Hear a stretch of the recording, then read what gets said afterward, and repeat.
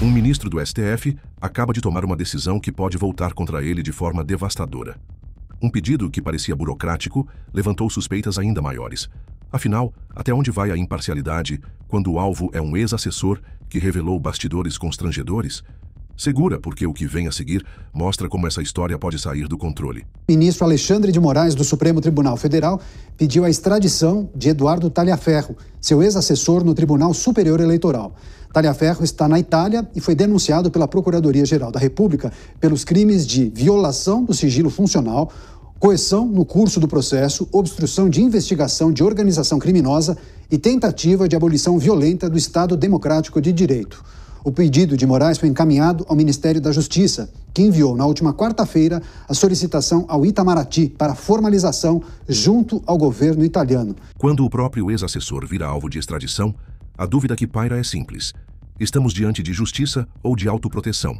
Esse contraste é o que abre o verdadeiro ponto cego da história. Pedido do ministro Alexandre de Moraes, extradição de Eduardo Talhaferro, que foi, inclusive, assessor e que ganhou as páginas dos jornais depois de revelar informações, inclusive, de procedimentos que seriam ilegais, né?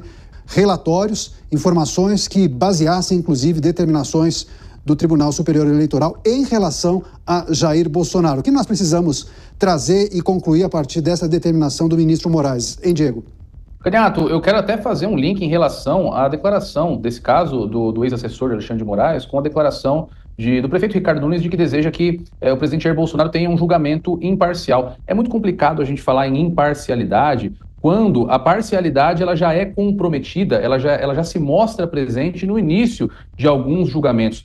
Tanto em relação ao caso de Jair Bolsonaro, quanto em relação a esse pedido de extradição feito agora em relação ao ex-assessor, o ministro Alexandre de Moraes, que será a autoridade judiciária a proferir julgamento eventualmente em um caso, ele está acumulando diversas funções, muitas vezes acumulando inclusive o papel de vítima de algumas condutas. Talhaferro, por exemplo, revelou diversas irregularidades que teriam acontecido no gabinete do próprio ministro Alexandre de Moraes quando presidente do Tribunal Superior Eleitoral. Então, em que pese o desejo de autoridades como o prefeito Ricardo Nunes de que esses julgamentos ocorram de forma imparcial, já não se vislumbra a imparcialidade. E eu acho que esse é um dos principais problemas, algo que atrai uma carga muito alta de insegurança jurídica na análise desses casos. Antes de continuar, já deixe sua opinião nos comentários.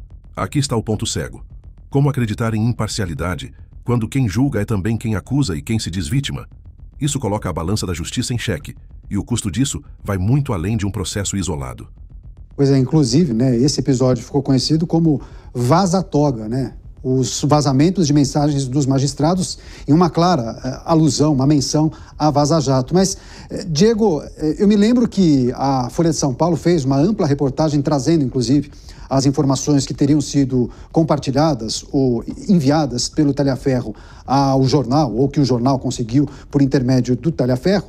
O gabinete do ministro Moraes teria ordenado, por mensagens e de forma não oficial, a produção de vários relatórios no Tribunal Superior Eleitoral para embasar as decisões do próprio ministro contra Jair Bolsonaro e também figuras ligadas a ele no inquérito das fake news de 2022. Percebeu? Não é a primeira vez que vazamentos expõem contradições internas. A diferença é que agora a disputa chega ao nível internacional. E isso pode gerar um efeito em cascata que ameaça toda a credibilidade do sistema.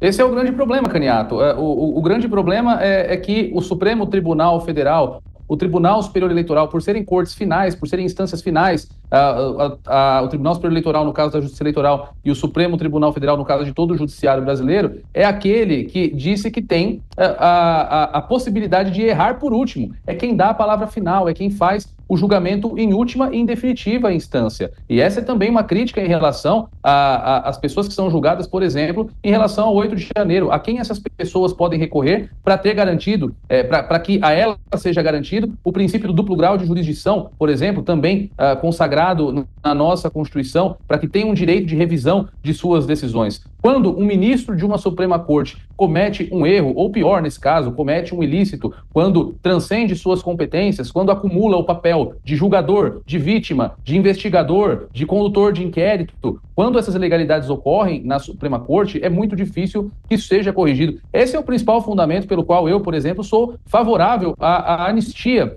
em relação aos casos do 8 de janeiro. Eu acho que é a forma menos gravosa de nós recuperarmos a normalidade institucional dentro da nossa Suprema Corte. Então, de fato, tal como aconteceu na Vaza Jato, tal como aconteceu na Vaza Toga, fica muito difícil a gente falar em um remédio constitucional, em um recurso, em um tipo de ação para que seja revista a palavra que, se considerarmos que foi proferida por um ministro de última instância, considerando a estrutura do Poder Judiciário, não pode ser revista por ninguém. Aqui está o dilema central. Quem corrige o Supremo quando os erros vêm de dentro? É o paradoxo da última instância, poder máximo sem contrapeso direto. E se isso continuar sem resposta, a sensação de injustiça vai se espalhar ainda mais. A extradição pode até parecer um caso pontual, mas é um sintoma de algo muito maior. Um sistema que já não encontra freios internos.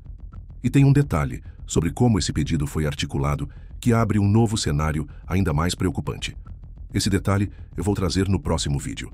E aí, você acha que esse pedido é justiça ou retaliação? Deixe a sua opinião nos comentários. Inscreva-se para não perder os próximos capítulos.